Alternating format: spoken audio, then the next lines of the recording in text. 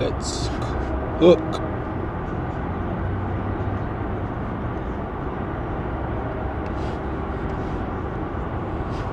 Alrighty, alrighty, alrighty, alrighty.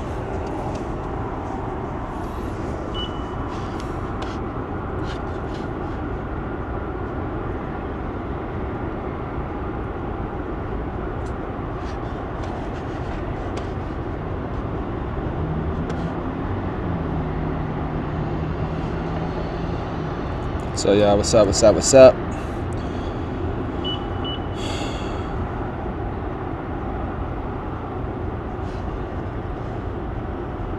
Alright.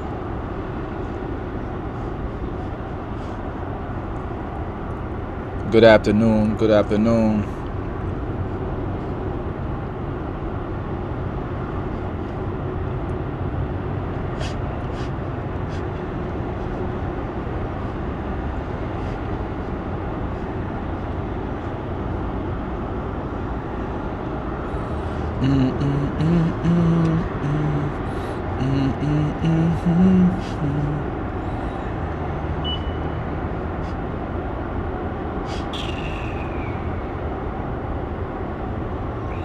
All right, gang. All right, all right. What's on the tube to watch today?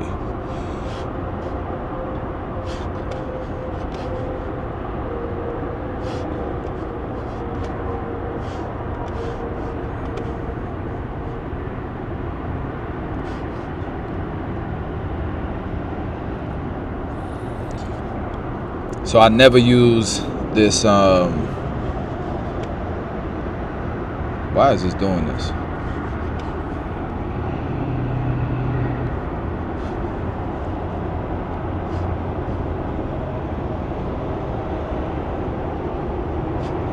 There we go. And then this, I want to reverse this. So I'm gonna start live streaming all the time now, guys. It's just easier for me to do content, to get work done. And I think what I'm gonna do is I'm gonna move this over here and move this over here. Yeah, I think that's good. And then this I gotta arrange that way.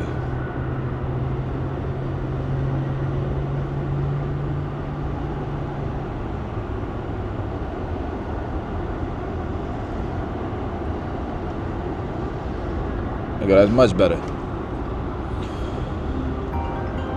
Who the hell is calling me? Of course, calling me during a live stream, always. Yes, I am live. How you doing? Yes. Yes.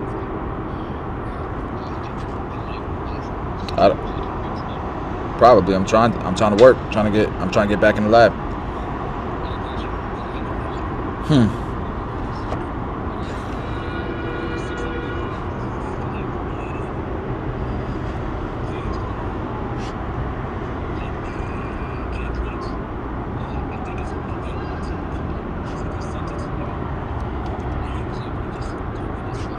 Yeah.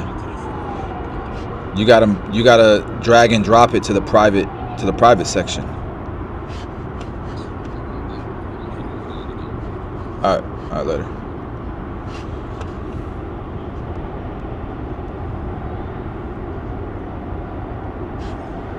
All righty.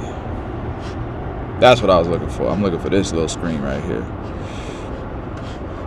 All right.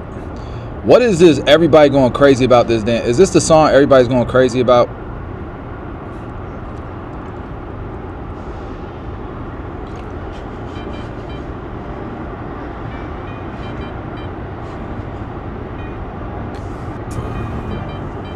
Cause I tweaking this bitch, I letting shit go. And I heard that she wanna show me who she be. I'm kinda fucking with it. Show me some more. Bitch, we tatted head to toe. Could give a fuck. The story wrote. You wanna tweet? This is what everybody going crazy. Lord. Marketing is everything. Marketing is everything, y'all.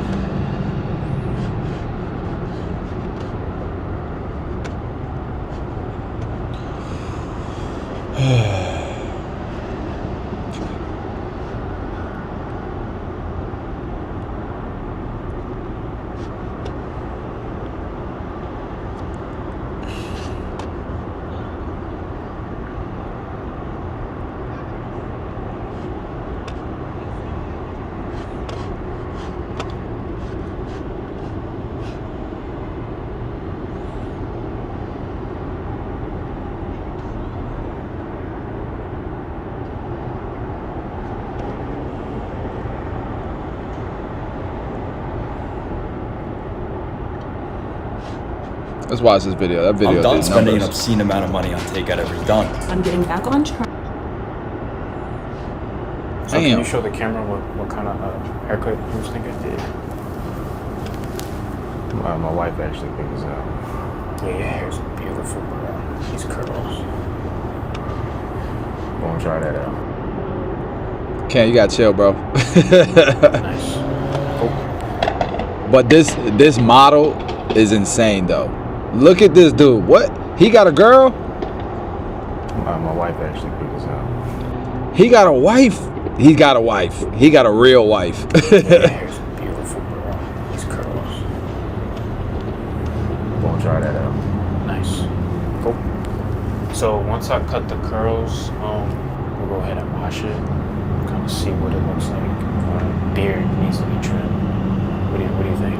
Or you want to take it off? Want to trim it? Trim it? Yeah. If you're not. Yeah, it's perfect. It's so fun. Sweet, bro. Alright, guys, so today we have a wolf in the chair. Literally. Nah, I'm just playing, but you can see he got a lot of hair. It's healthy. It's healthy. He just hasn't had a cut in a long time. So I like to trim curls like this. I kind of just lift it up and just chop it, because the cut he wants, there's going to be a lot of shape involved in that. The sides are going to be very, very short.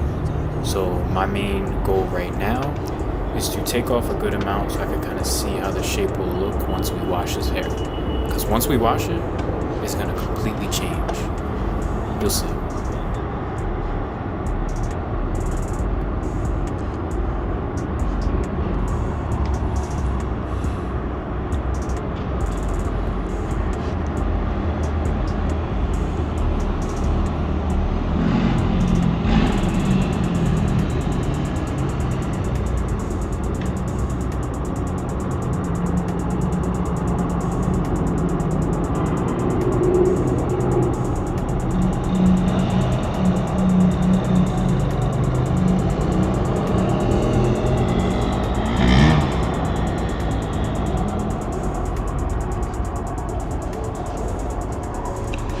Let this man cook.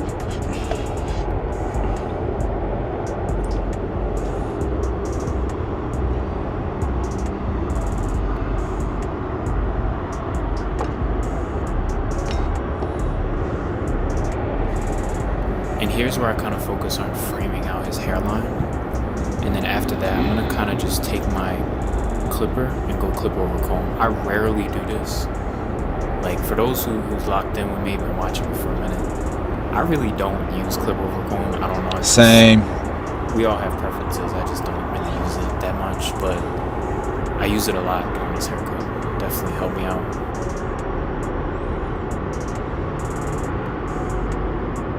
He honestly could have just went even quicker through that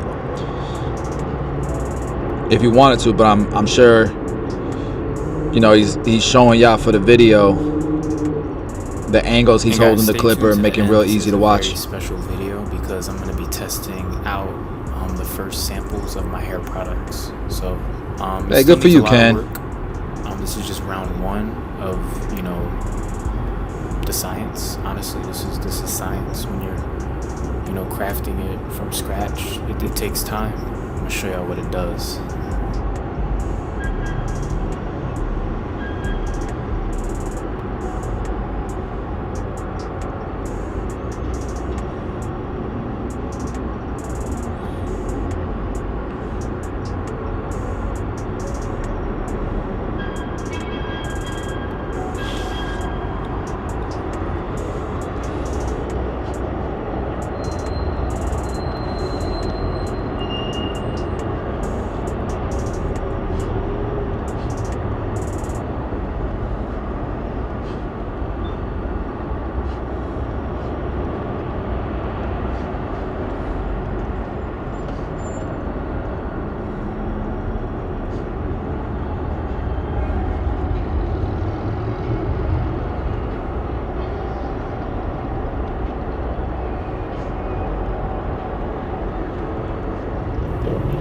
So you can see I kind of missed that piece right there. So I went ahead, picked it out and chopped it.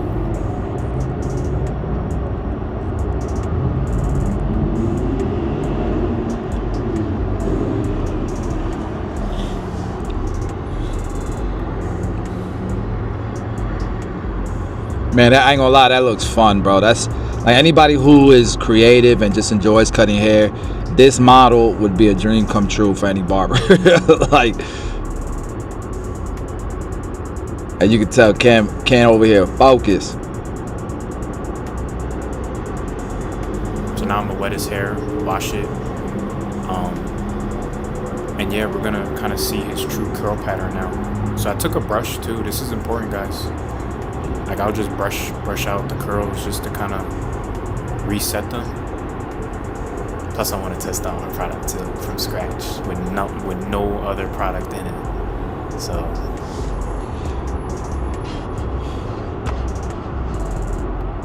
Can I say something? Why do customers think this isn't worth? This right here is worth $100, bro. It's worth $100 for this service. The level of expertise, the care, the time, not just the time it took to do the service, but the time it took to get to this level of being educated. And then the transformation, what he looked like before, this is worth over $100. Over $100. I don't understand why people don't. And it's not even like it's a commodity anymore.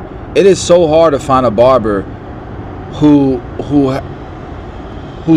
gotten their craft to this level, and there's so many customers that want this level, but they don't know where to find them.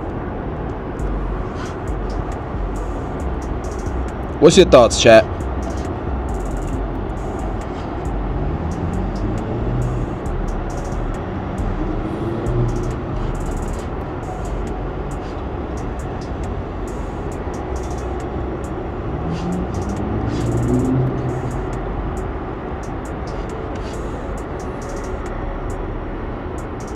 That blow dry is crazy. Does it actually work good? That thing is small, bro.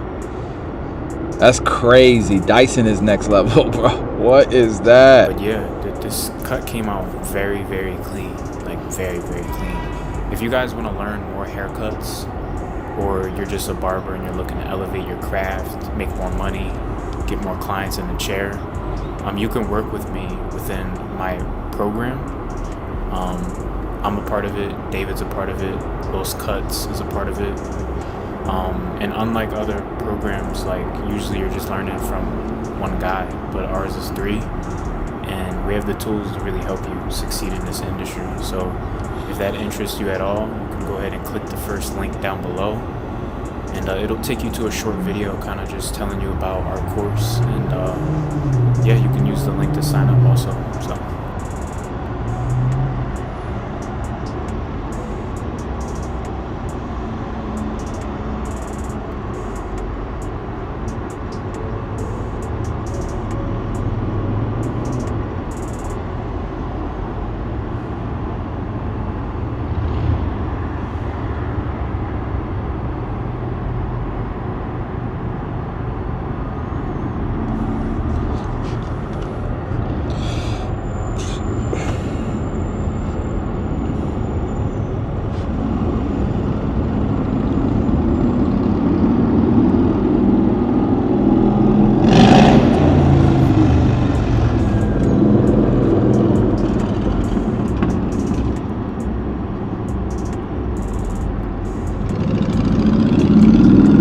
hey, I like them clippers. I like them clippers.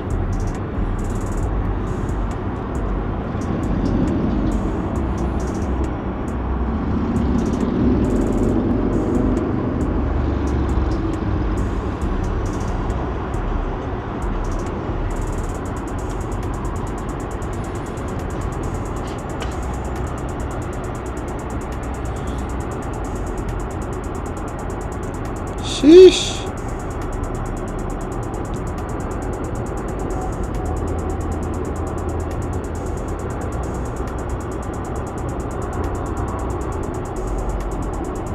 How long this take you?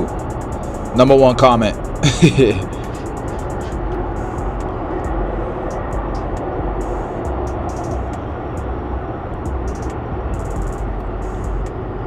Them trimmers right there, trash though.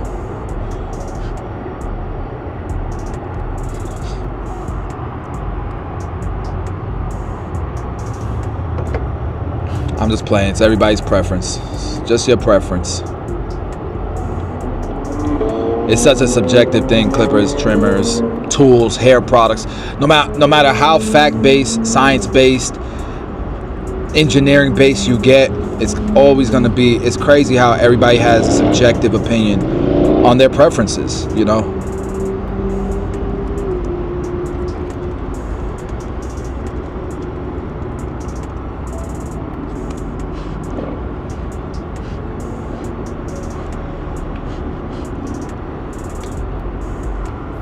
And for his hairline, I didn't want to give him like a double hairline or anything. He did want a very sharp hairline. He made that clear. It's not like to ask, you know. Some people like the natural curls. Some people like the sharpness. He wanted it sharp, so I still did keep it thick. We're gonna shape everything up.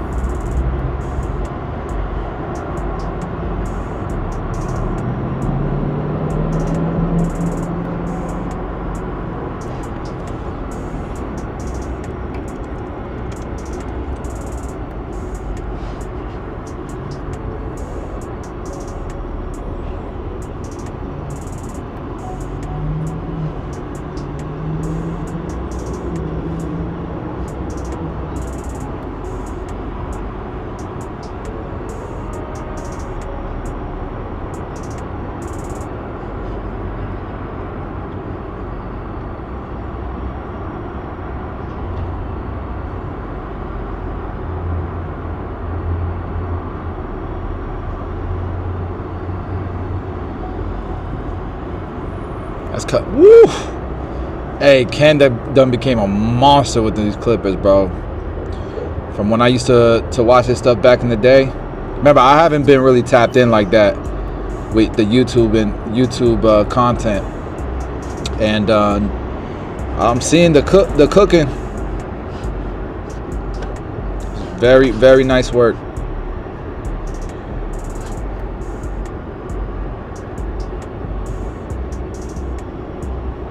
So yeah, what's up? God is good, Bossio. Thank you so much for your work. In Jesus' name, have a blessed day.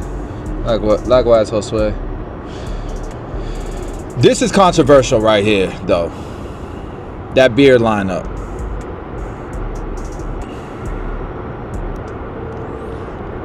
You know, some clients like it the natural form. Some like it to be kind of symmetrical with their jawline. They're okay with that. I default to the client's preference.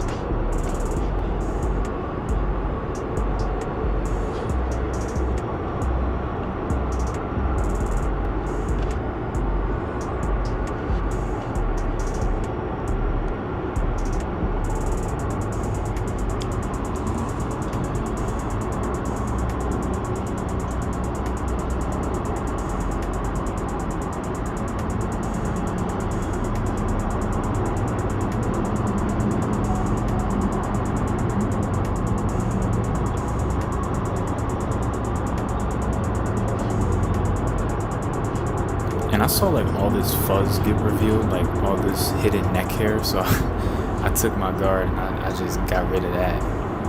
And I'm gonna bring it up, just, it's kind of like we have to start fresh. He literally hasn't had anything done in months, like months, so we gotta set in new lines, set in new, you know, shapes. And that's all this is, shapes. I'm gonna add just a dash of enhancements, nothing crazy, because his hair is already dark, clearly.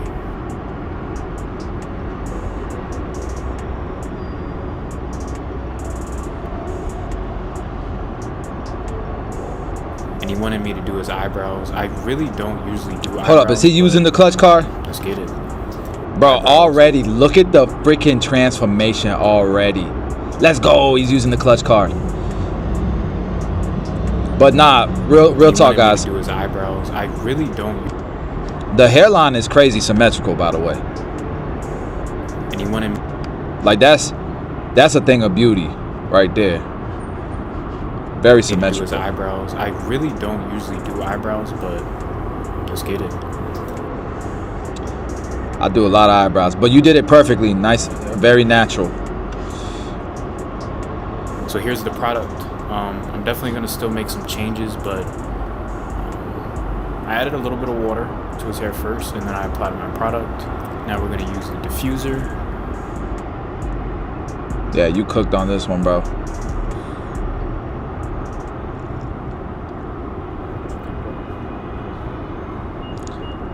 Man, if I don't get a better damn reaction than that, what you? I like it. So this is the before, Now look at the after. and this is the after. You can see the curls are. We gotta get rid of this right here. It's too early. Too early. We gotta get rid of that. We need all of this. Point, no frizz. So blurry. It's your boy Four, and I'm out. Peace. But you needed to do a side-by-side shot because that is crazy. I need that shot with that shot facing each other. All right, now y'all know we gotta go look at the comment section.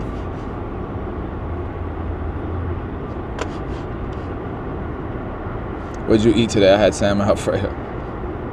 Geico caveman, like $1 billion. Yeah, you ain't crazy.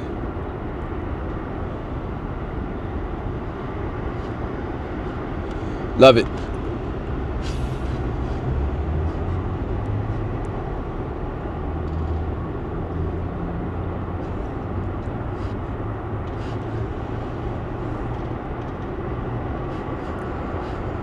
Alright, what else can I watch in here?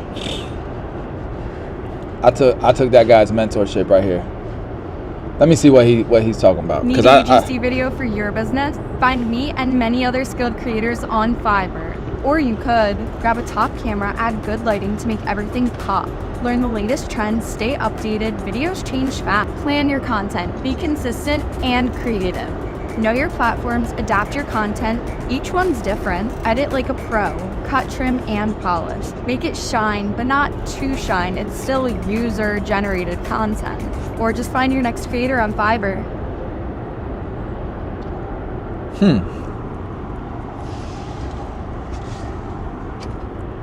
So I don't want Fiverr, damn it. He's interested in setting up his LLC for his business. I'm going to show him. Taylor Brands, come along with me. So the business that I'm looking to launch is a clothing brand called Green Print Apparel. What if I told you that there's a tool that you can leverage that will simplify the process? Oh man, I'm down to hear that. Plug me in. I want to introduce you to Taylor Brands. Enter in your business name. What state are you operating from? Indiana, Great state of Indiana. not for nothing. Okay. First things first, let's launch this LLC.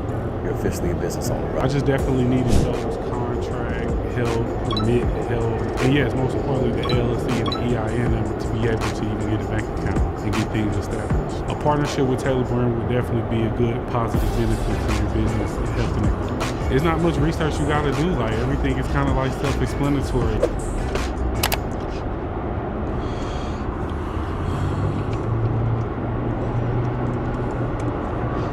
A couple months ago, I interviewed one of the biggest business owners out in Los Angeles. Excuse me, sir. Quick question for you, man. Is this your Ferrari? And what do you do for living out in Los Angeles to be able to afford a Ferrari? I own my own consulting firm. So you're a business owner. God dang, Carlton! I didn't know you was going crazy like this. How long have you been an entrepreneur for? 6 years. And over these 6 years, what's been the most amount of money that you've ever made in a single year? Just over about 7.1 million last year. $7 million. You're sitting in a Ferrari right now. This is a lot of people's dream car. Tell me the story of how you bought this thing. I'll be honest with you, I had already offset it Right now, in a single year. just over about 7. To be able to afford a Ferrari. I own my own consulting firm. So you're a business owner. How long have you been an entrepreneur for? 6 years. And over these 6 years, what's been the most amount of money that you've ever made in a single year? Just over about 7.1 million last year. $7 million. You're sitting in a Ferrari right now. This is a lot of people's dream car. Tell me the story of how you bought this thing. I'll be honest with you, I had already offsetted all my taxes for the year and I just wanted a Christmas gift. So I just went and bought myself a Ferrari cash. when you don't pay taxes, a lot of these types of purchases start to become a little bit different. So you don't pay taxes? Oh, no, I don't pay any taxes. That video got over 60 million views across social media. And like he said, he made over $7 million in a single year and didn't pay any money in taxes. That's Carlton Dennis. And he invited us out to his house out in Los Angeles to give you guys the game on what it takes to make a lot of money, but more importantly, keep a lot of money and not have to pay thousands of dollars and millions of dollars in taxes at the end of every year. So let's go link up with Carlton and go see what he has to say for you guys. He's got the G-Wagon out front, Lamborghini truck. We gotta go get this game from him. Come on, you guys.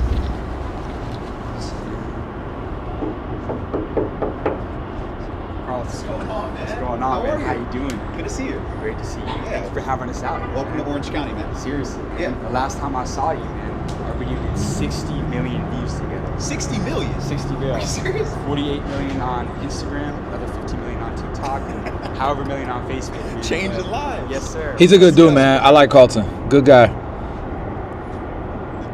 Cool hanging out with him. I went to LA, hung out with him for a night. He had like a dope ass event that was free, and for his mastermind group or whatever you call it, and it was a good time. All right. I just want to kind of peep what he was talking about. I realize most of the people who are on this live right now are in the mentorship program. So if you guys got any links you want to share, anything like that, don't do it in the chat, in the YouTube chat. Do it in Discord, and I'll check in a bit, see what there is that we can kind of, maybe it'll inspire conversation,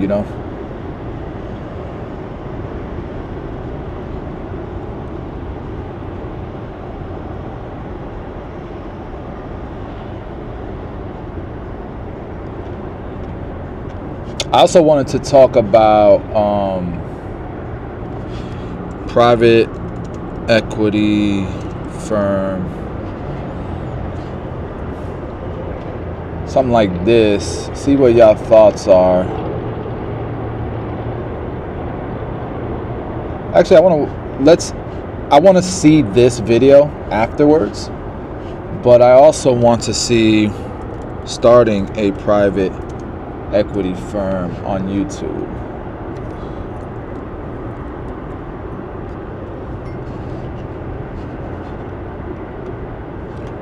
Hedge fund in a box.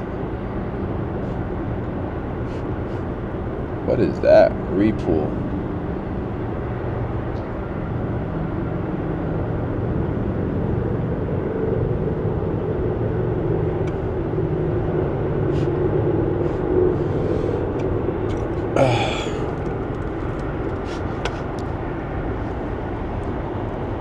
Raphael, you still seeing an ad?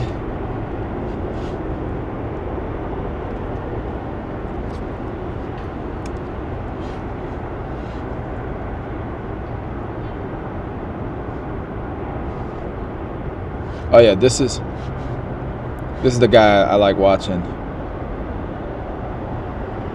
Let's watch this. The future is not just gonna happen. You have to make it. And if you want a successful business, all it takes is an idea. And now becomes the future. A future where you grew a dream into a reality. It's waiting for you, mere minutes away. The future is nothing but power. And it's all yours. The all-new GoDaddy Aero. Get your business online in minutes with the power of AI.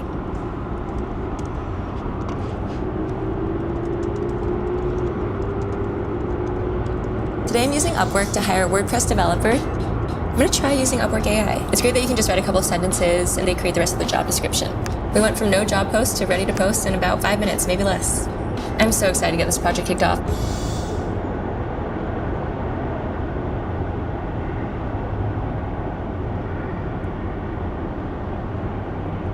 So where does private equity play? What does the private equity even mean? Like, what do those words even come together? So I got my little beautiful graph here that I drew myself, by the way. We've got the private markets and we've got public markets. The life cycle of a business, let's say a good business, kind of simply drawn out. You would start here. This is your ignition point. You enter the private markets. A lot of private... All right, real quick, before we watch this video, here's my logic. What I've realized, especially running a mentorship program for 3 years, almost 4 years now. What I've realized is we're going to see a lot of success. Like, I'm looking at last month's let me show it on this screen real quick so you guys can see it. This is last month's performance, and you guys can see we had Anthony made 22,000, Christian made 21,000, Alec made 17,000, and these are the people who filled out the form. I know for a fact there are many more barbers who are doing better numbers than this, and they're just not participating, which is okay. Nonetheless, these are real numbers from barbers. And what I'm realizing is a lot of these barbers are happy with their current situation and don't necessarily want to take a step back to take 2 steps forward, opening their own barbershop, managing a whole bunch of personalities, and trying to scale. They see that as it's a tall task to take on for a lot of barbers. Okay, that is so sick. Look at this system, guys, that we're putting together. That's another thing that a lot of people don't realize in the mentorship, what we're building for you guys. Imagine having a barbershop that runs from commissions, being able to track all your barbers' data, and then boom, hitting submit to get paid. And then once you're paid, you can see, the commissions that were unpaid. How crazy is this? Man, the program's just getting better and better. Sorry, I got off on a tangent there. But anyways, like, these are real numbers, and guys like this, if they're following the program, they're living on $3,000 to $5,000 a month. So essentially, they're able to save $10,000, $15,000 a month. Where do they put that without sacrificing the main thing? And so my idea is, I already built the system. We are able to scale. The only thing holding us back from scaling is honestly capital, because I got to put capital into Tune 45, into pie accounting, into the real estate that I have, into the barbershops that we have, into 6FB. Our capital is kind of going everywhere, and we're opening 4 to 5 locations a year. Well, what if we started a private equity fund where barbers could participate and earn more than the S&P 500? I'm not saying you're going to get rich overnight, but if you can earn 20% returns as opposed to 12 or 11 or 10% with the S&P 500, and it's in something that you can actually participate in and help increase that ROI by pushing a specific brand, headlines that you are an equity holder in because you've invested in our private equity firm. That's a great opportunity for guys like this to continue to be able to make a good amount of money, invest in their long-term wealth. That's essentially what we're looking to do here. And so I've been learning a lot about it, studying it, and it might be something that is the future. We might be onto something here. So anyways, let's continue, because here's the thing. I could do franchising, I could do licensing, and everybody can leverage the brand and all that stuff. But to be honest with you, there's not enough skin in the game for a barbershop. Like, for me to do licensing for one location or to do franchising for one location the way that we do it, there's just not enough ROI to make me get out of bed, to make Danny get out of bed. But a private equity firm would make us want to get out of bed, and it's a win-win-win situation for everybody. So let's go. Tries to start and come in at this point, and let's define private equity. What they are buying is private equity or private ownership of privately held businesses. A good example is like Sycamore Partners on Wall Street. Sycamore Partners, a lot of people have not heard of them, but you probably have heard of Nine West Shoes, Aeropostale, Staples department store. A couple years ago, they were trying to buy Victoria's Secret. That's a large private equity fund that comes in and buys companies, usually at this stage, and then hopefully takes them to a point where they can IPO, do an initial public offering, and then sell to public markets, and they can exit their positions.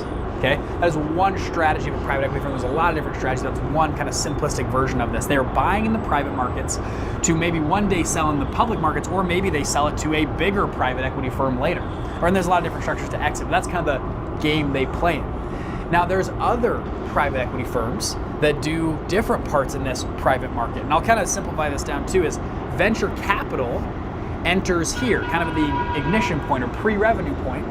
And venture capital a lot of times hopes to sell to private equity. And sometimes venture capital, they hold, I'll use blue so you guys see it, they hold all the way to the IPO and go there and they have this beautiful exit and it's amazing. Everyone's rich and happy and has yachts and it's amazing, right? Other times, businesses don't go as well and they come in this distressed loop. There's also a lot of private equity firms that play down here. So they'll buy a company that's distressed. They enter here. They buy it on the cheap. They then work with this company, they get it ready, and they... Think about it, guys. So imagine, let's say we have 50 barbers in the mentorship that are invested in this private equity firm. And we know out of those 50 barbers, we have 3 that are in LA, we have 3 that are in Dallas, we have 4 that are in Atlanta. We could go in, find barbershops that are a bit distressed, purchase the shop as a team, revitalize it, fill the chairs, and start a hub there and just keep pouring into it. And whatever major city is expanding the quickest for us, that's where we'll focus most of the equity that's in our firm. And literally just scale much faster than I'd be able to do on my own.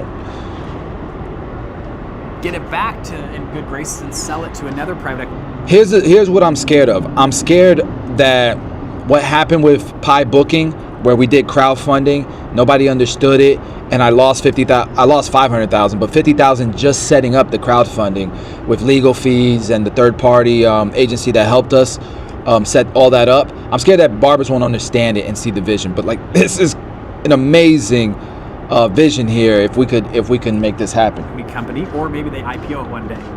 But private equity can play in different parts of this game and this cycle. Additionally, I'll add down here, that was kind of larger private equity. There's also micro or small private equity. We've seen a lot of people in my group specifically that are using this model to buy up local laundromats. We have a guy he was buying funeral homes. He found that when he bought funeral homes, so right here, let's just say... So like these guys are buying funeral homes, laundromats. Why can't we do this with barbershops? Funeral home trades, and don't quote me on this, but let's just say it trades at a 2x multiple. And let's just say... And chat, if you guys can hear me, please comment in the chat box. Once he bought I'd appreciate it. 10 to 15 of these, they no longer traded at 2x multiple.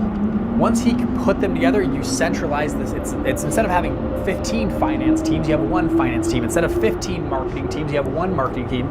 So generally expenses drop, and he could sell that same portfolio for a 5x, which is a 1.5 times evaluate bigger than when he bought it for. So if he bought this whole portfolio for 20 million, the same portfolio with slight changes would sell for 50 million, something like that.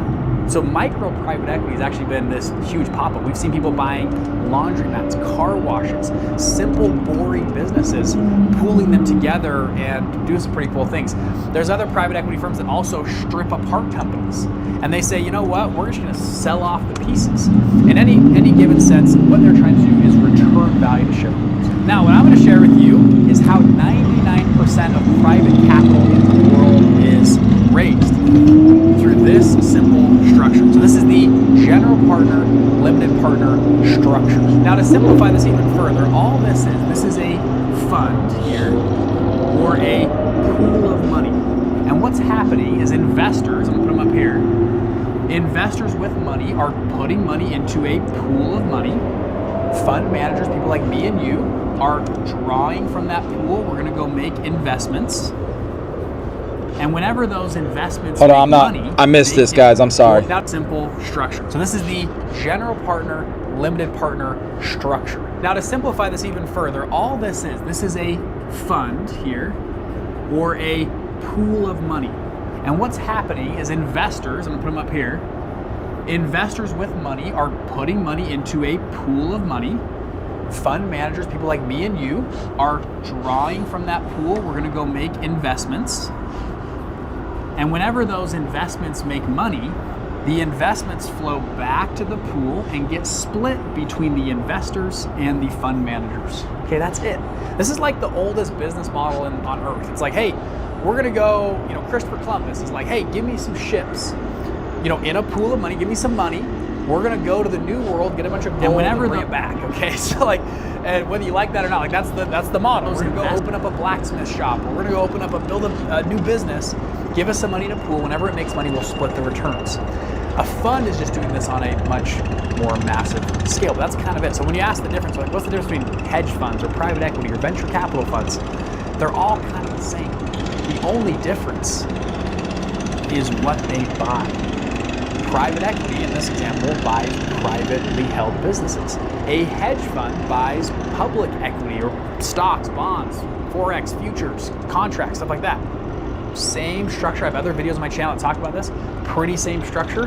The investments just vary. Okay, hopefully that makes a little bit of sense. So back to this structure. This is a general partner, limited partnership structure. You're gonna raise money in here, and this structure is governed by two main documents, your LPA and your PPM. These two documents are what I lovingly call the Bible, okay? They're called the Bible because this is like the laws, the covenants, all the stuff of your fund. And these are kind of expensive. They are thick, they are big documents, okay? These are probably 100 pages each, if not more, minimum 100 pages. And this will probably charge you about $30,000 to get set up. Okay, just on a general one. I'll actually share in a few minutes examples of ways that you don't have to spend that much. But on a general sense, if you're gonna talk to a lawyer, they're gonna say minimum 30 grand to build out these laws. Now, I get a lot of questions. Bridger, can my fund do X? Can my fund do Y? The answer 9 times out of 10 is yes. You just have to write it in your LP and PPM. Now, once you write it though, you gotta follow it. For example, in your LP and PPM, you'll say, hey, our fund, we're doing private equity, we are gonna buy distressed car washes. Okay, that's what we are doing. Distressed car washes. And you write it down, your LP and PPM, boom, and that's what investors are buying. So if the best real estate deal that you have ever seen comes across your desk and it's amazing, and you like, should the fund buy it? Well, guess what? The fund cannot, because your Bible said we only buy distressed car washes. Once you write it, you gotta follow it. If you say, hey, our fund minimum check size to invest in our fund is $100,000. Once you write it, it's in the Bible, you gotta follow that, okay? And so these are crucial, but again, when you get to write the Bible, me and you get to decide all the stuff. Now, and we'll talk about the legal, there's certain legal things you have to follow. It's kind of like, the example I give is kind of like football. In football, you have lines, right? You have a goalpost, you have an end zone, you have the rules of the game, 100%, and it's important to know the rules. I mean, on this channel, we talk a lot about the rules. But within the rules, there's a lot of strategy that you can apply in the rules. Does that make sense? And so what we do is kind of help you think through the strategy of what you're doing within the rules of the game. Now, a couple more things on this before we move on. So right here, a lot of funds also have I'm gonna just call it the management company. And this is where both these entities is kind of where the managers are, right here. Me and you, the fund managers, manage here. You have two entities I'll actually walk you through it right now. And the other question I always get is, Bridger, like what licenses do I need? So let's address both of those to run a fund. Many funds run off what's called a 2 and 20, which stands for 2% management fee and 80-20 split. Meaning when money comes back up, it is split 80-20. 20% of that goes to the general partner, 80% goes to the investor. So this year, if we got $100,000 return, 80,000 would go here, 20,000 would go to the general partners. Or if we got $100 million return, 80 million would go here, 20 million would go here. That's why fund managers are some of the wealthiest people on planet Earth, because this thing scales like crazy. And then additionally, a lot of funds charge a 2% management fee on the whole portfolio. This is what I mean by it's worth our time to get out of bed for this. Like we do 8 figures in revenues with our current investments. So because this scales unlimitedly and there isn't constraints, because we can just do our thing. it's hard to teach somebody how to do it and then they do it and us coach to the same level of let's just do it ourselves, and everybody benefits from it, right? Portfolio. So for example, if we managed a $100 million fund, equity raised fund, 2% per year or $2 million would go to the management company for giving investment advice. So that would be 2% would go here, and your 20%, which is called carried interest, would go to the general partner. Now, talking about licenses. So where does that come into play? Do I need a license? Do I not? Down here on the management account, this is where your licenses would sit if you need them. Again, I'm going to emphasize if. We have other videos on our channel that talk through a lot of funds, especially when you're starting, can launch without a license. And that comes down to a few things. I'm going to kind of get down here for a second. That comes down to if you're going to be an investment advisor, a registered investment advisor, RIA, or a exempt reporting advisor. An investment advisor falls at the state level, an RIA falls at the federal level, and an ERA, exempt reporting advisor, is exempt from these registrations. And a lot of funds, if you are less than $150 million, you can qualify as an exempt reporting advisor, which means you don't have to have any licenses. Again, I'm not going to dive into this video. You guys can link to my other videos on my channel that talk about licenses, but this is the classifications you can get into, and a lot of private equity funds can qualify for an exempt reporting advisor if you're under 150 million. If you don't qualify for that, the license you would need is what's called a Series 65 license.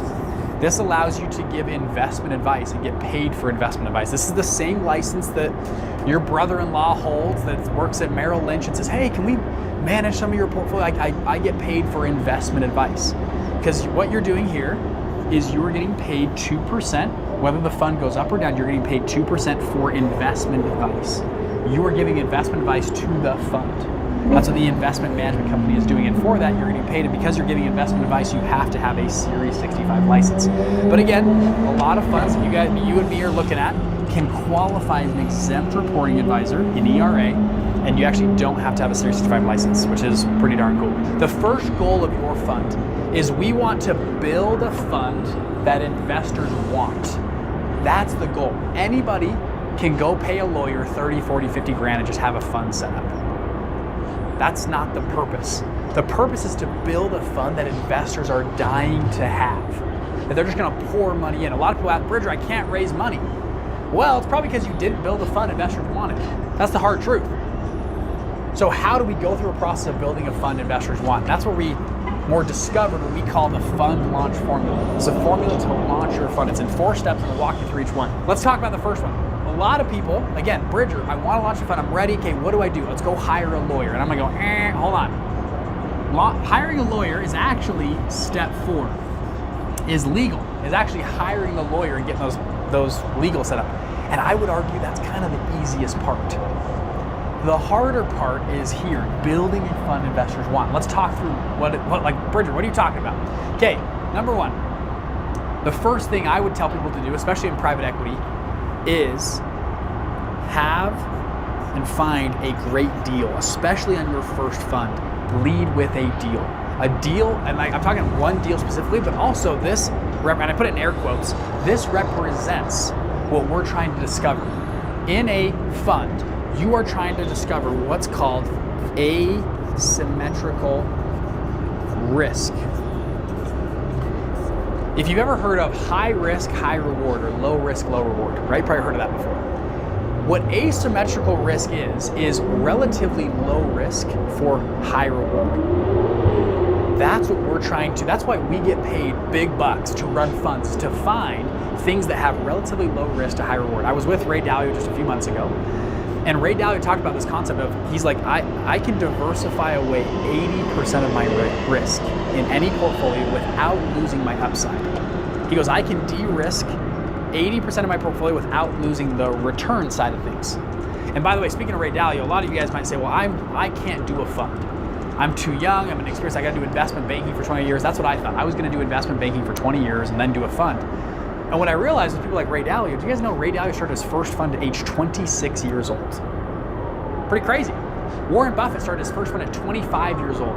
He raised $105,000. Ray Dalio raised $265,000. Ken Griffin started when he was 20 years old, raised roughly $250,000. These guys all started early and they started small. There is a lot of benefit in just getting started, getting in the game, getting moving. And yes, there's other examples of people that launched their funds when they were 50s or 40s or 30s. There's examples across the board. But what I'm telling you, that all of them got started. They got in the game and they got moving. When you start watching, not what they say they did, but watch what they did. Watch the actual moves they made. You'd be surprised how many people got in this game way earlier than they thought about it. So back to asymmetrical risk. Bridger, where is high risk, high reward? Can I even find that? Is it even possible? Let me give you an example. So let's talk private equity. Let's say me and you were launching a business. We're business partners. And there's outside investors and there's a certain level of risk and reward associated with the business that me and you are going to start, okay? Let's just call it medium risk, medium reward. And we're going out, we're trying to raise money. And then we introduce Elon Musk as our third business partner, okay? If you're an outside investor or an outside investor's over here, what do you think happens to the reward part of that return? Does reward go up or down? Probably up. Elon Musk is going to be our third business partner. The chances of success, in my opinion, go way up, okay? So that's number one. What happens to risk? Elon Musk, one of the richest people on earth, he can capitalize things. In my opinion, it's probably a less risky investment than other investments. I would bet on that deal rather than others. So risk goes down or stays the same and reward goes way up. Ta-da, what did we just create? Asymmetrical risk versus reward. Just by adding one partner, we created asymmetrical risk versus reward. This actually is very commonplace, especially in small funds. There is a lot of asymmetrical risk. In private equity, this is what they are banking on. We are going to buy a distressed company. We are very good at running sales teams and marketing and systems, and we're going to bring this distressed company back to profitability and crush it. Why? Because we have expertise. That's one category that you could have asymmetrical. There's a lot of different categories you can have asymmetrical risk on. But regardless, step one, have a great deal where you find and back test this and stress test this. Do a syndication or two. Prove this model out. I'll share an example in a second with capital raising and how this works. Okay, Bridger, I got a great deal. I want to go to legal. And I go, hold on. Before you go to legal, don't do that yet. Come back. Step two is we are going to frame the fund out. We're actually going to frame what the fund will look like. What's the lockup period? How long will the fund function for? What's our waterfall structure, American or European waterfall? This is stuff we have all over our channel. I want to share one though with you because our channel is full of all this stuff, so I don't want to tell you too much, but I wanted to share one here on frame. And I'm actually going to go to a new whiteboard here on the concept of open versus close-ended funds. Okay, there's two main types of funds that are ran in the fund universe or space. And I want to walk you through both of them. So an open-ended fund versus closed-ended fund. What are the differences? I'm going to draw little data points here. This is a timeline. So let's say here's our timeline. And let's just put, ta-da, we're going to go here. And let's just call this 10 years and 5 years. Okay? In a open, I'm going to do open first, right here, open-ended fund, a lot of times like in a hedge fund. So I currently run an open-ended fund, meaning investors, it's open. They can join the fund, they can leave the fund. Every quarter, we have moments where people can join the fund or leave the fund. They can add more money or take money out. And what happens is this is usually perpetual. This lasts into, eternity. Hopefully, your fund's crushing it. You just keep going as an open-ended vehicle. This is much more common for hedge funds. For private equity funds, they're often running a close-ended fund. And I'll talk why in a second. A close-ended fund, the way it works, a lot of funds will do this. We're going to say, hey, we're going to raise, let's call this the 1 year mark. We're going to raise all the capital in the first 18 months. So we're going to raise money, okay? We are raising money. And then, after we raise the money, we're going to start deploying that capital. We're going to have what's called a deployment period. Sorry, I'm drawing pretty bad here. This is our deployment period. And we're going to deploy into, we hope, 20 different companies. And then we're going to work with those companies and value add and all this cool stuff. We hope by year 5, we're going to start exiting before I run back. Your fund's crushing it, and you just keep going as an open-ended vehicle. This is much more common for hedge funds. The only thing that is going to be a little unique with barbershops is exiting is going to be a challenge. And exiting is selling it, getting the lump sum, splitting it amongst your investors. I don't think that that's the route we'd be able to go with our current business model. But at the same time, these businesses are not used to, I don't think, being able to invest 100 grand into a barbershop and make 100 grand a year from it. You know, so the ROI here is as far as cash flow is pretty insane. Private equity funds, they're often running a close-ended fund. And I'll talk why in a second. A close-ended fund, the way it works, a lot of funds will do this. We're going to say, hey, we're going to raise, let's call this the 1 year mark. We're going to raise all the capital in the first 18 months. So we're going to raise money, okay? We are raising money. And then, after we raise the money, we're going to start deploying that capital. We're going to have what's called a deployment period. Sorry, I'm drawing pretty bad here. This is our deployment period. And we're going to deploy into 20 different companies. And then we're going to work with those companies and value add and all this cool stuff. We hope by year 5, we're going to start exiting and start selling those companies. So we'll have an exit here, an exit here, an exit here, and we hope by year 7, we have sold and exited all of those companies. But let's say the world crashes, World War III breaks out, whatever it is, we can hold all the way to year 10, but for sure by year 10, we will pay back all of our investors. Does that kind of make sense, that timeline? Now, additionally, once money is raised in this fund, new money can't join like this.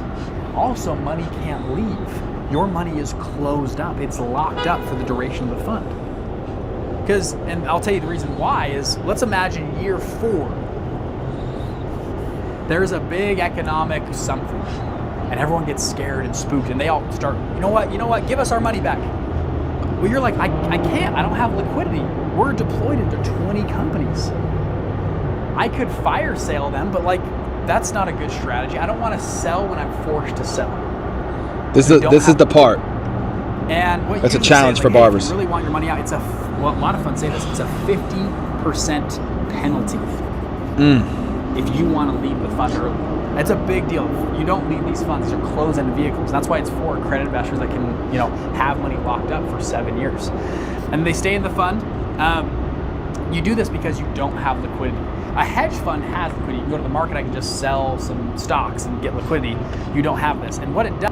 No, it would have to be closed because we wouldn't be investing into public equities like a stock. A hedge fund is usually open-ended because you can sell stocks like this. You can't sell barbershops and get liquidity out of it like that. And so, but I don't see where if a barber puts in 100 grand and he's making $20,000 a year from that 100 grand investment, or why would you sell that fund? Where are you going to get a 20% return on your 100 grand anywhere else in cash flow guaranteed? But you never know. There are barbers who don't get that, and so that will have to be something that's preached up front. Don't invest anything that you're not okay with having committed long term. What it does is it creates a set. Because think about it, once you purchase a shop or you open a shop, you need the money to build the shop up, all that stuff. Let's say you took a portion of that person's investment, 10 grand or whatever it may be, and you bought the barber chairs with it, and then he comes back and says, I want my money back. It's not going to work. That's where you can think long term. Generally, investors do a lot better over a long period of time if they just stay in. And this allows investors, they cannot sell even if they want to sell. And you, the fund manager, have discretion on when they sell and what's the best exit and entry point to maximize returns. Does that kind of make sense? Open-ended versus closed-ended funds. That's why you do this. Now, Bridger, I don't want to wait this time period. You can change this. Again, you write the Bible. You could do a 5-year fund or a 4-year fund or a 3-year fund. It's up to you. Now, the last thing I'll say is a lot of funds will do this. They will launch, I'll draw right here, after they raise their first fund right here, they're going to launch Fund 2 right here. And Fund 2 Once this one's done raising money, Fund 2 opens. They start raising money for 18 months in Fund 2, and then they start deploying in Fund 2, and then they have their exit period. So at the same time that Fund 1 is deploying, Fund 2 is raising capital. And the same time that Fund 1 is exiting, Fund 2 is deploying. Does that make sense? Then you launch Fund 3, or Fund 3 would be here. Now you're running 3 funds at once and 4 funds at once, and they're all just timed out differently and layered on top of each other. We have another video that talks more about this. That makes sense. Funds, but I want to make sure you guys knew this. So let's go back to the fund launch formula. So that's the kind of stuff you're going to think through when you are framing out. We got our beautiful paper here. When you're framing out your fund, one of the things will be like, okay, do we want to run an open or close-ended fund? That would be one of like the 20 things you put together here, okay? Once you have that figured out, you drive it down into a PowerPoint usually, or some kind of presentation, and then step 3, you go and raise capital. But Bridger, I can't raise capital when my legal doc's done. Yes, you can. You can go and actually start getting verbal commitments from investors. This is the best way to launch a fund. Again, the goal is to build a fund investors want. And what you're going to do is you're going to go soft pitch investors and say, hey, we have this idea. We found asymmetrical risk. We actually have a lead deal that we're trying to close on. We have this awesome company we're trying to buy in the next 60 days. And we're framing the fund out. We want to buy 20 other companies just like this first one. Do you guys want to, can I put you down for a $500,000 commitment? The legal docs, we're going to get those done. If everything checks out though, can I put you down for a verbal commitment for $500,000? And they're going to either say yes or no, which are the 2 options, right? If they say yes, great. If they say no, also great. We say, well, what's holding you back? And they're going to tell you things about your fund you need to tweak. And what you're going to do is you're going to come back to step 1 and step 2 and start iterating on the fund. And you're going to go through this process of, you know what, maybe we should tweak that deal, or find a more asymmetrical risk, or strengthen our team, or make it, maybe 7 years is too long. Maybe we should do a 5-year fund or a 3-year fund. And what's happened, you're going to tailor and tweak a fund that investors are dying to have. Our goal in Blackheart is our group. We try to get people roughly $2 million in verbal commitments at this stage before we go to legal. And then guess what? We go to legal, and I walk in and say, hey, I want XYZ with a drink and a side of fries. It's pretty easy. And boom, bada bing, we get our legal set up. I said legal costs are $30,000. My firm that I use, they charge $30,000, sometimes $45,000, sometimes $50,000. They did my last fund for $15,000. Why? Because I knew everything I wanted. To contrast that, I had a friend. Wait, hold on. I missed that part. And then guess what? We go to legal, and I walk in and say, hey, I want XYZ with a drink and a side of fries. It's pretty easy. And boom, bada bing, we get our legal set up. I said legal costs are $30,000. My firm that I use, they charge $30,000, sometimes $45,000, sometimes $50,000. They did my last fund for $15,000. Why? Because I knew everything I wanted. To contrast that, I had a friend, he didn't do this process. His first fund, he spent over $500,000 on his legal docs. Why? Because he went to legal first, and the legal people sat down and taught him what's an open-ended and closed-ended fund. Taught them about all these different things, and they billed him $1,200 an hour to teach him about funds. Well, I'll tell you what. Additionally, on lawyers, what I'll say is another kind of a back to the football analogy. Lawyers are great. They're kind of like, think about football, like a referee. A referee can teach you about where the sideline is, what's an end zone, what's a fourth down, what's a punt. What do all these terms mean? They can teach you all that. But there's a big difference between talking to a referee and talking to Bill Belichick about the game of football. Bill Belichick also knows the rules of football, but he can teach you the strategy within the rules. What to do on a 3rd and long or a 2nd and 5. What would you do in this situation versus this defense? See the difference? And so that's where I think there's so much value in you coming and watching these videos and like figuring this whole game out and figuring out exactly what you want. And then you take it to the lawyers and say, boom, I want XYZ with a drink and a side of fries. Boom, can you build this for me? Great, let's build it out. This is what we want. And that's the process, the strategy used to build a fund investors want. That's the biggest Talk deal. to them. Now, last thing I want to share, a specific to, I keep saying that, last thing. I'm going to share it. This is truly the last thing. On private equity funds is the team you build. You might be wondering, well, Bridger, I don't know how to do a fund, raise capital, all this stuff. There are 3 distinct people inside of a fund. So here they are. These are the 3 distinct roles in a fund. It's beautifully drawn here by my own self, okay? So we've got our person or people that are the expert investor. This person knows the deals of the companies inside and out. They're very, very good at this. Next circle, this is the fund manager. These people know funds inside and out. This is, I would very gravitate toward this camp. I know funds compliance, all the rules, laws, legal licenses inside and out. And then finally, you have your capital raiser. This person is a born salesperson. I mean, they're just naturally networked. They know how to meet people, get into family offices, talk to the right people, get you in. Typically, the same person who's good at raising capital is usually not good at deploying the capital or running the fund. A lot of times you need these 3 distinct roles in your fund. Now, I'll say this as well. This is something that changed my life, this concept. You guys have all heard this before. It's not the how, it's the who. So instead of asking, how do I run a fund? The question you should ask is, who can I find that can help me run a fund? Instead of saying, how can I raise capital? You go, who can I find to raise capital? Does that make sense? See that difference? Now, additionally, it doesn't need to be 3 people. This can be 2 people. In my current fund, me and Dan Young, we run an 8-figure hedge fund. I run the fund management, he does the expert investing, and both of us raise capital together. We share that role. In other funds, this could be 30 people. And as you grow, you're going to eventually do just a sliver of one of these. And you might do a part of this part over here, right? And so you're going to grow, but all 3 of these roles need to be done.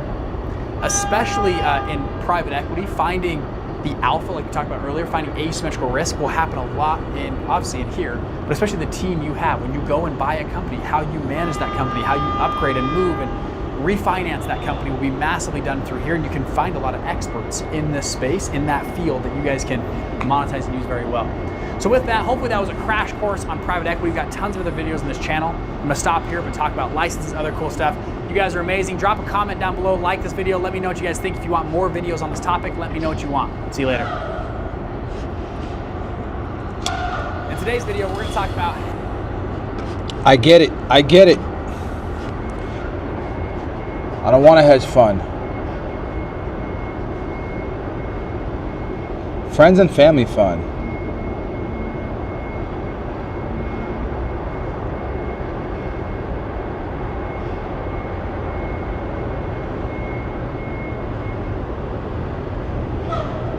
This is interesting.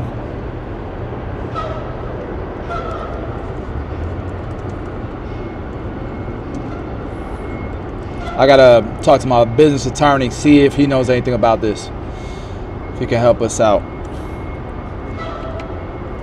The investing part is the easy part. Setting this up is easy. You just go to the experts. It's convincing barbers this is a dope idea and convincing them that they should invest in this. But we have the mentorship, so I feel like we're better prepared now than we were when we were doing pie booking.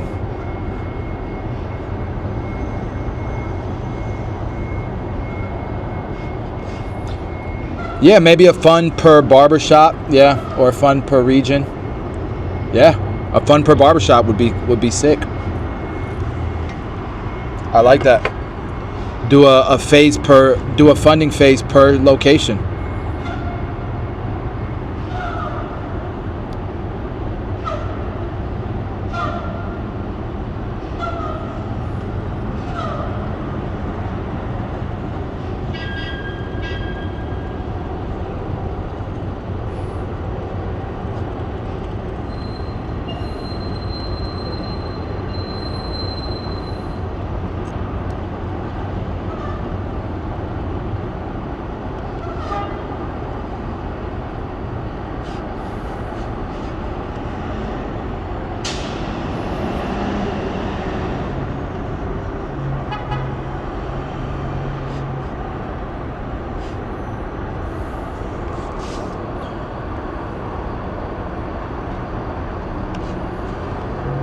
You know, they got softwares for all this crap.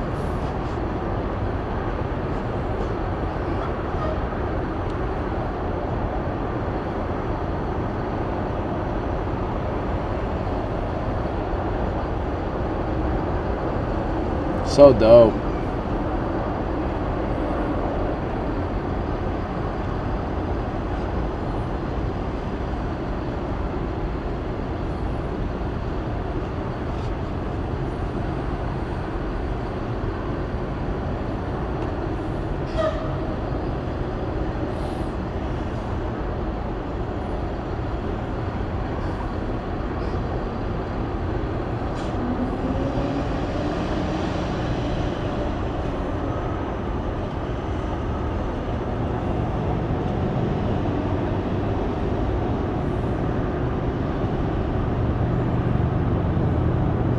I wonder how much something like this costs.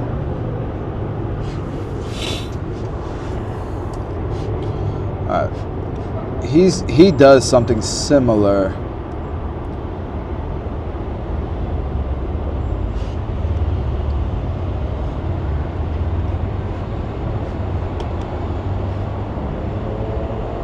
My name is Bridger Pennington. In the next 10 minutes, I'm going to show you how we help people like Jason say this. Our last investor invested $51 million because they love their team.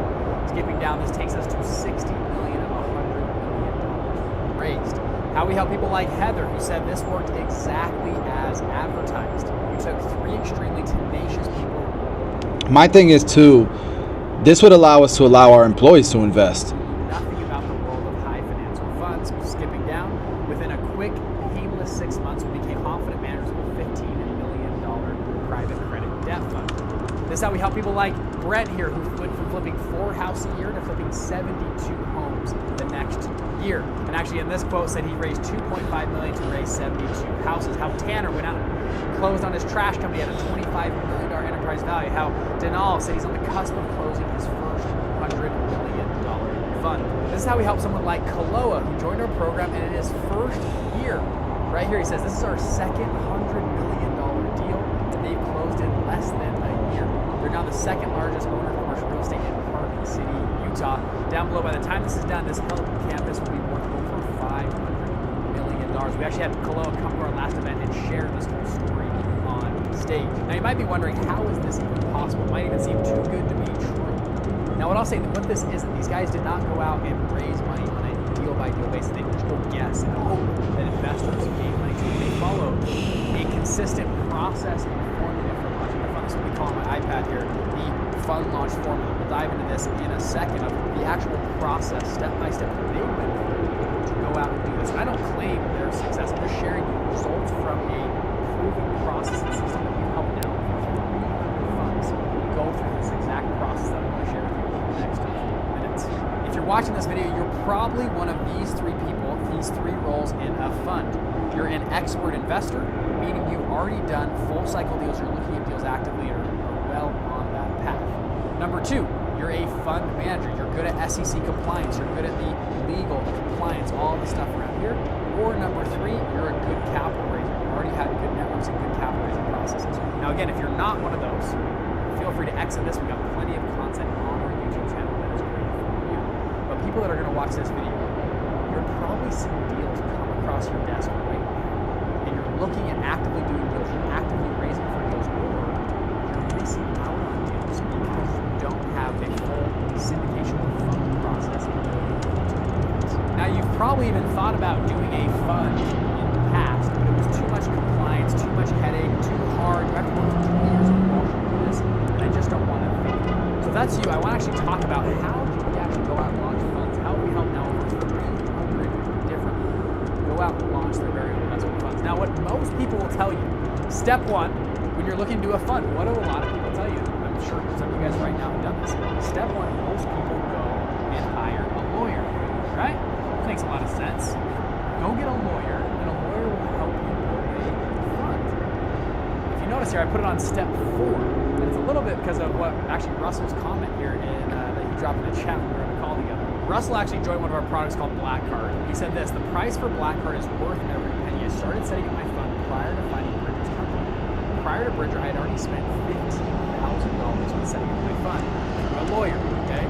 I would have saved the $15K if I found him sooner. If you were serious about a fund, there's no alternative better in terms of cost saving. Black Card. By Black Card, he's mentioning this process. It's essentially what we help people both from process. He mentioned he saved $15,000. He would have if he didn't do this first. So Bridger, if I'm not going to hire a lawyer first, what do I do?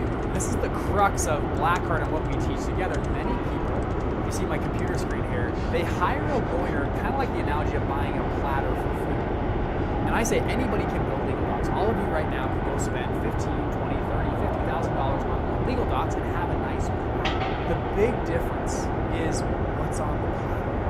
Many people come to me down the road and say, Bridger, I can't raise money. I have fun. I've got the platter. I built a great platter and no one's giving me capital. I can't raise money. And then I go dive and I look at their fund and they've actually got a stinky fish on that platter. And he used this analogy. They thought because they bought a nice platter that everyone would just automatically give them money. Just flow the fund and be so easy. There's a big difference between having a stinky fish and a Gordon Ramsay beautiful gourmet meal on that dish. That's the crux of what we're going to talk about for the next few minutes. How do you make funds that are amazing, that are a huge foundation, that when you go to raise capital, it's eaten and capital flows to you because you've set such a firm and great foundation for you. Anybody can hire a lawyer. Anybody can build legal docs. Anybody can go get a platter. Can you build a great fund? So back to the whiteboard here. How do we even do this? How do we think about funds? Well, step one on this, we focus heavy on what I call the deal phase. Now, deal is a broad term. The deal phase is how do we find asymmetrical risk that's relatively low risk for high return or alpha in your deal. We're going to vet and run financial models with your team or process on that. Once we found asymmetrical risk, then we move to phase two, which is the frame phase. This is where we actually frame out the fund. This is are you going to run an American or European fund? You're going to do a Reg D fund, a Reg A fund, a Reg CF fund. You're going to run a 506C or a 506B or a 3C1 or a 3C5 or a 3C7 fund. We can run for all this stuff. All right.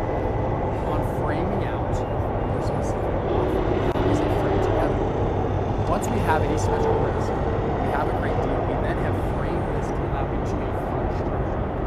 We then go to step three and we start raising capital. Soft bridging investors. What we do here is we're starting to get market validation. We're going to take your deal and your frame to the markets and just soft raise and see if we can get validation. If actual capital markets really do like your frame and your deal, and if they don't, as they probably won't, by the way, in the first try, we're going to come back and we're going to reiterate on the deal phase and on the frame phase to build a fund that investors want.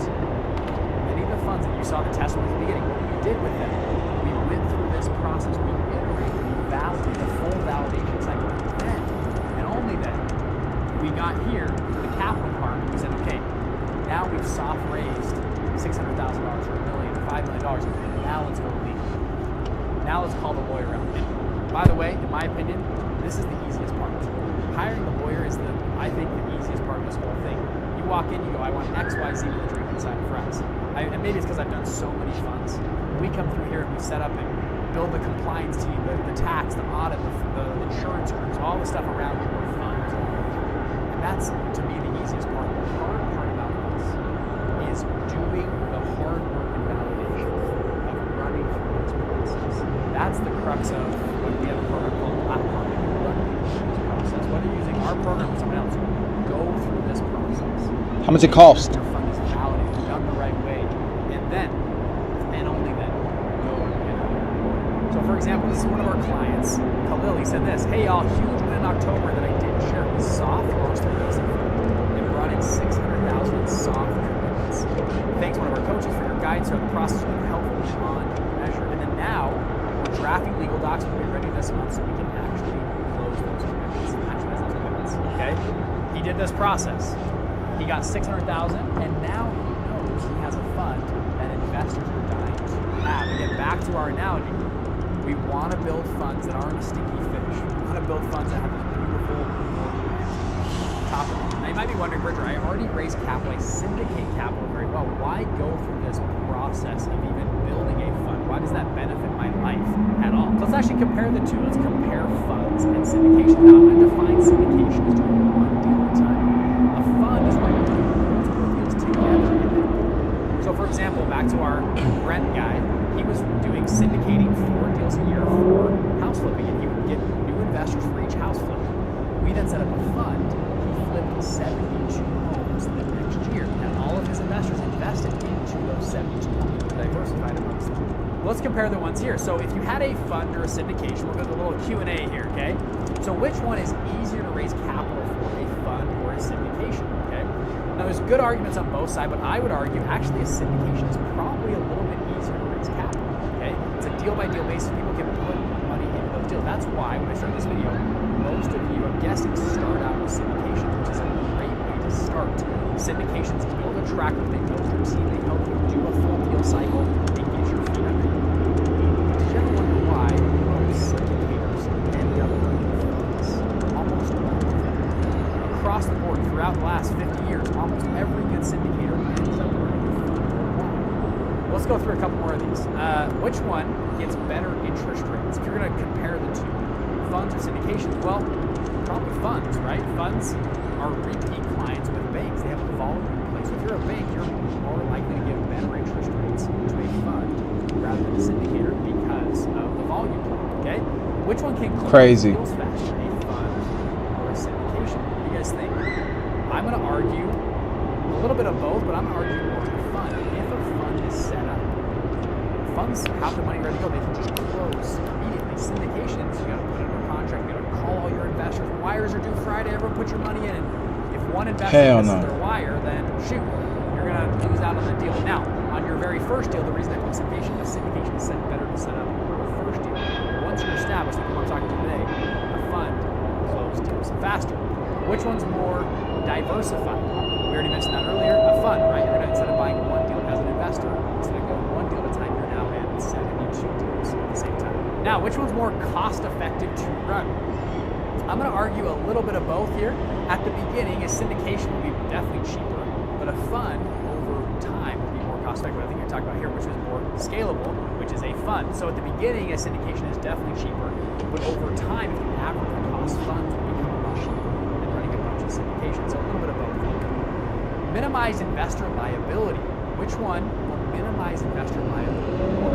If you've been in syndications before, like I have, you know if your biggest investor comes to you and says, "Hey, Bridger, I'm so sorry, I didn't pay taxes last year. Can you sell the assets early so that I can pull my money out? I got to pay taxes for last year." In a syndication, you're much more liable to investors pushing and pulling you around, or elbowing out other investors.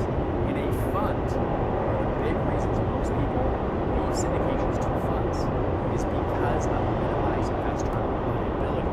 Is the fact that investors, once you pay a lot of money for legal costs for a reason, it protects you from individual investors and it protects investors from each other. And so that they can't, if your biggest investor comes to you and says, "I didn't pay taxes last year, you sell properties," you tell them, "Sorry, I don't serve individual investors. My fiduciary responsibility is to the fund. I do what's best for the fund, not individual investors. I'm so sorry, the property is not ready to sell yet. It's not seasoned enough. And we're going to wait a little bit longer." Tough. And hey, in our documents, it says if you want to leave the fund, it's a 50% penalty. This is why movies like The Big Short, you see Michael Burry, he has that huge short in the house. So what is a syndication? And his biggest investor comes in and is yelling at him and screaming. He just says, "Sorry, the market's going to fall," and tough. He can do that because he runs a fund. If he was in a syndication, he probably would have the capacity to do it. Finally, which one's easier to do accounting and tracking? I put both on here. Syndications are easier when it's small, but if you, like people are talking today, are running multiple syndications, you've got different deals with different investors at the end of the year, you've got to produce all these different reports, different K1s, on all these different deals in a fund. You centralize all that accounting, all that tracking, and things all into one conglomerate, one fund, and you produce one K1 for the year that reflects all the 29, 30, 40 different assets that you have. Okay? So much easier at scale to do accounting tracking. So funny enough, last year I went and spoke to a big group of seasoned real estate investors. These guys were legit. We talked about this concept of funds and syndications. I was going through this whole thing and I asked them the question. I said, "Hey, in the crowd, who has bid on a deal and someone outbid you, and you turned to your buddy and you said, they don't. Anybody done that before?" And the whole, like, hands went up. And me too. I'm like, I've done that. I've bid on things, I'm like, they're idiots, they overpaid, they don't know what they're doing. My pro forma, I got my legal, my docs here, and it's telling me we can only spend this much, and if you overpay, you're gonna probably lose your money on it. And it's more gambling, it's not investing. The whole room was like, yes, and I was like, they're all loving it. And I said, well, what if they're not playing the same game?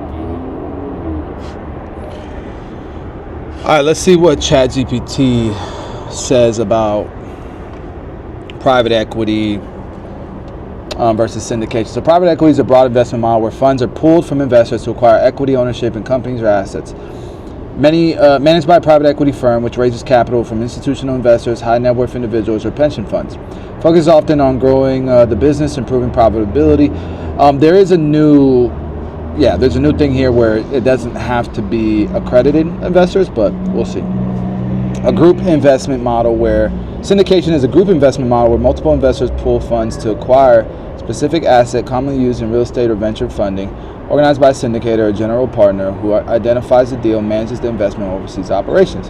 Investors, often called LPs, contribute capital but have limited involvement in the decision making.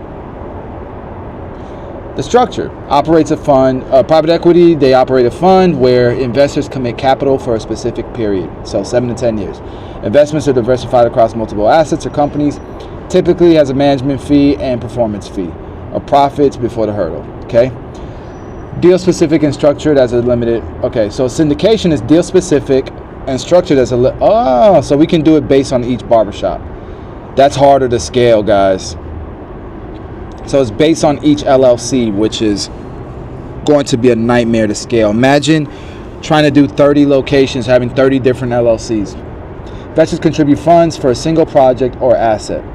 Returns are often specific between the syndicator and investors. Predetermined profit sharing agreement, 70-30 split, for example.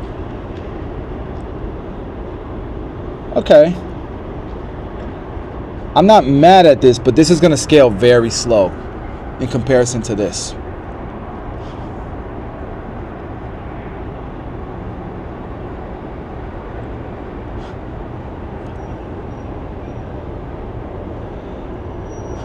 Let's see.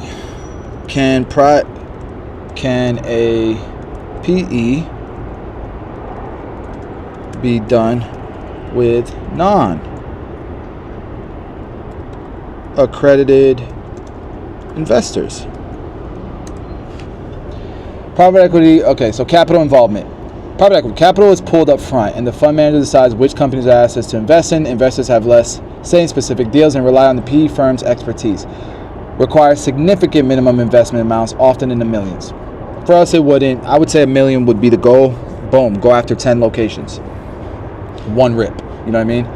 Syndication, investors commit capital to a specific deal knowing the exact deals of the asset or project. Allows for smaller investments, making it accessible to a broader range of investors. Okay. But again, that's going to make it really slow to scale. As opposed to us being able to say, hey, listen, go to a broker, go to an agency. We want 30 barbershops in Dallas. We have $1 million to start the process. That's different than, oh, hey guys, here's a barbershop we're thinking about buying. Who wants to put money in? That's slow. Returns, private equity. Returns are realized over a longer time horizon, typically at the fund's exit, sale of assets, or IPO.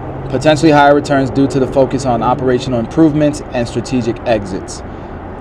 Syndications. Returns are often cash flow based, especially in the real estate syndications where rental income provides regular distributions. Investors may also receive a share of profits when the asset is sold or refinanced. I actually like that. Risk and liquidity. Private equity, higher risk due to longer lock-in periods and dependence on the PE firm's execution. Investments are illiquid as funds are tied up until PE firm exits its positions. Syndication, generally tied into a single asset project, so risk is concentrated, illiquid during the investment period, but time frame, okay. Management role. PE firms take an active role in the management of the portfolio companies, often restructuring or optimizing operations. Syndication, the syndicator actively manages the assets while the investors are passive participants.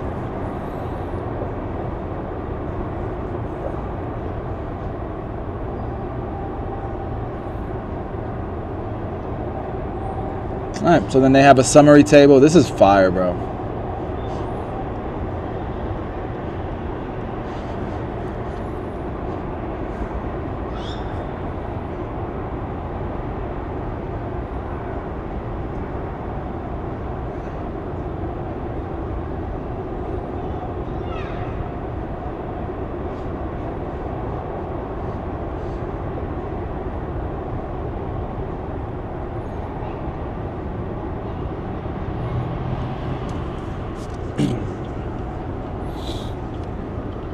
Yes, private equity investments can involve non-accredited investors, but there are important regulatory restrictions and consideration.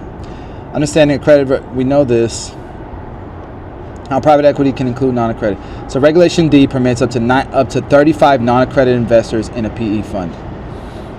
Requires that non-accredited investors have sufficient knowledge and experience in financial matters to evaluate the, okay. No general solicitation or advertising is allowed.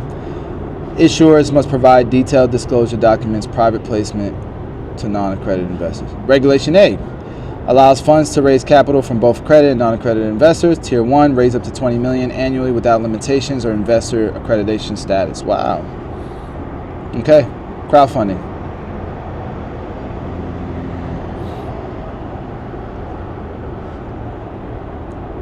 Challenges of including non-accredited. Okay, PE funds must navigate complex rules. Yeah. Additional disclosure compliance are imposed when non-accredited investors involved.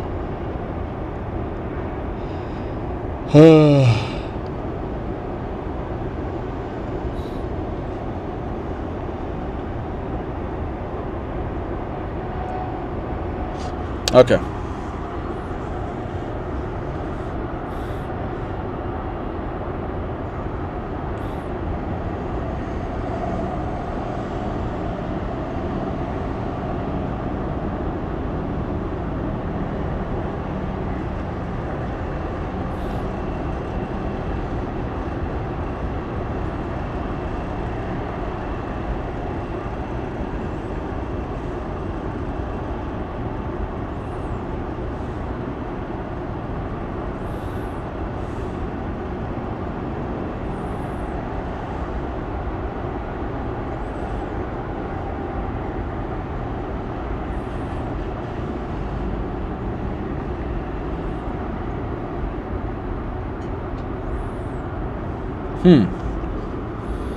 This is interesting. I'm gonna put this in my notes.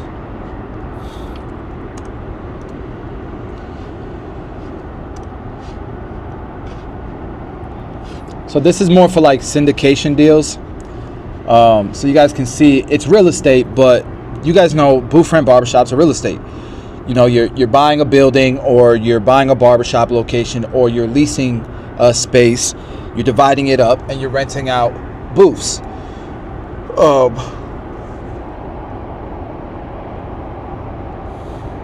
And so this platform allows you to do the capital calls all here online. So you have 75 commitments, boom, boom, boom, right? You can automate the distributions, the cash flow. You can keep 3 offerings if they're available there. And, you know, they'll charge you a monthly fee for that, but based on capital under management. Okay, but what does that mean? Because ain't no way in hell I'm giving you a cut and all you're doing is giving me software. Sorry, not happening. So let's go here, go back to pricing.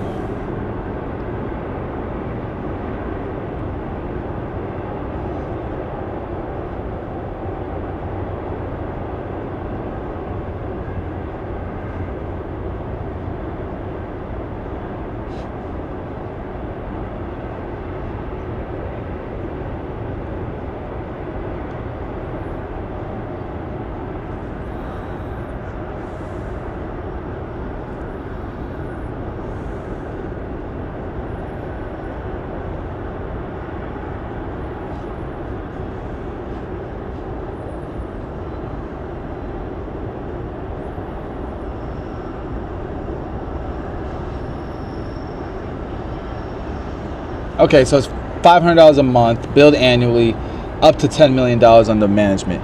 this would work for a while. I'm not mad at that.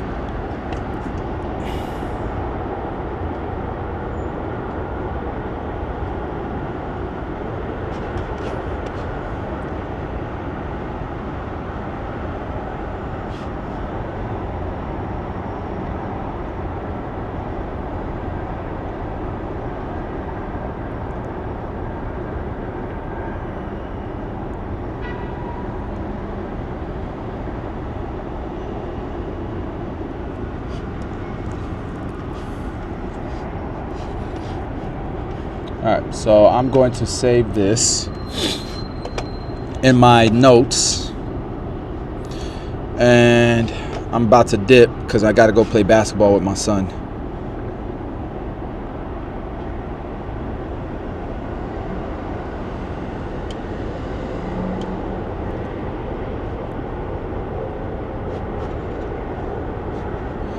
So, yeah, I mean, I hear you. It's tough because it seems syndication would be easier for most borrowers to understand and feel comfortable.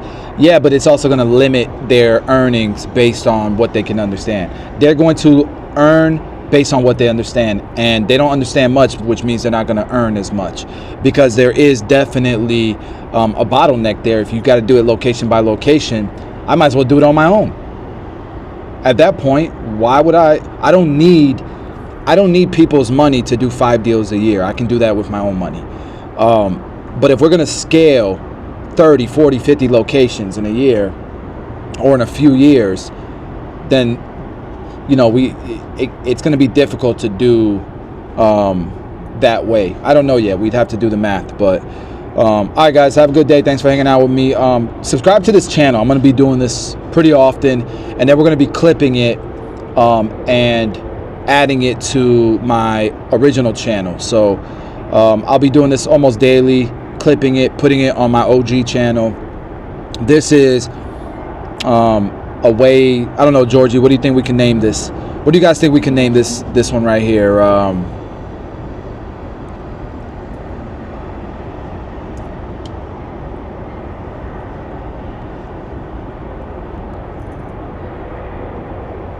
The Wall Street of the barber industry, something like that, right? All right, y'all, happy Sunday.